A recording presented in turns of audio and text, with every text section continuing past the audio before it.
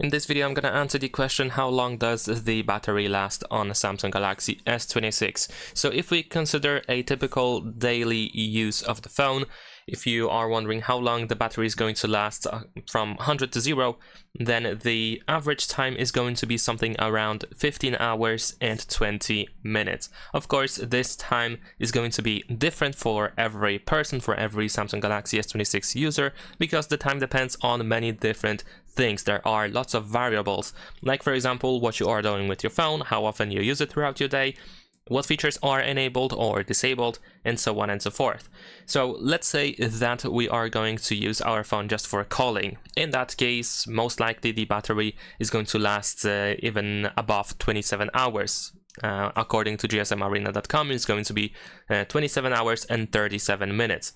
If you consider just browsing the web, then the battery is going to last for 12 hours and 20 minutes.